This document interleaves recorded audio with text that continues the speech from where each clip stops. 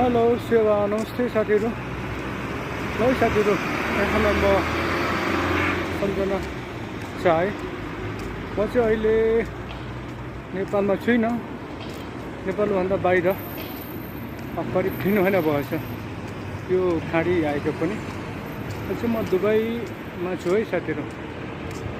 त्यसैले दुबईबाट म सम्झन चाहन्छु सबै मलाई माया गर्ने मेरो प्रिय साथीहरू, मेरो एकदमै सपोर्टेड मेरो फ्रेन्ड्सहरू सबैलाई म सम्झन चाहन्छु। तपाईँ सन्चै हुनुहुन्छ होला साथीहरू। म चाहिँ करिब लामो समय भएको त छैन, त्यो पनि धेरै वर्ष भइसक्यो जस्तो लाग्छ नेपाल छोडेको। आफ्नो देशमा के गरौँ, आफ्नै देशमा के गर्नुपर्छ भनेर सुरु त गरियो, त्यही पनि बिचमा विभिन्न समस्याहरू हुँदछन्। व्यापार गर्ने क्रममा चाहिँ धेरै चुनौती पनि हुँदछ। अब हामी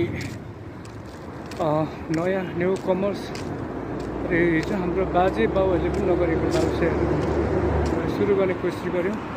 अन्ततगत बढ्दै जाँदाखेरि अब देशको परिस्थिति यो विभिन्न सारा संसारको परिस्थितिले गर्दा चाहिँ व्यवसाय धाराशायी बन्न पुग्यो। कोभिडले गर्दा पनि सबभन्दा ठुलो र नेपालमा त त्यही हो।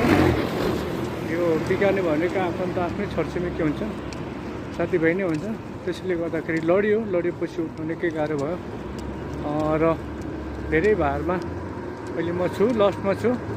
तर पनि केही छैन। अब मलाई लाग्छ मेरो पितृहरूले मलाई आशीर्वाद दिनुहुन्छ र म पक्कै पनि मेरो यो आफ्नो जीवनमा के राम्रो काम गर्नेछु मेरो परिवारको लागि र मेरो वंश मेरो पितृहरूको निम्ति म राम्रो काम गर्नेछु भन्ने मलाई विश्वास छ। त्यसैले गर्दाखेरि अन्ततगत म धेरै प्रयास गर्दै लडेपछि अन्ततगत नेपालमा के गर्न सकिने भएकोले गर्दाखेरि आफ्नै पैसाले बेचेर अहिले चाहिँ म दुबई आएको छु।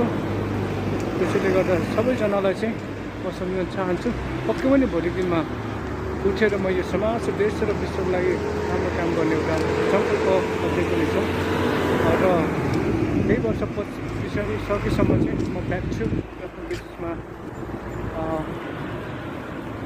फर्किने सोचमा छु। हेर्नु, आशा छ सबैजनाको आशीर्वादले, सबैजनाको साथसहयोगले म आफ्नो सङ्कल्प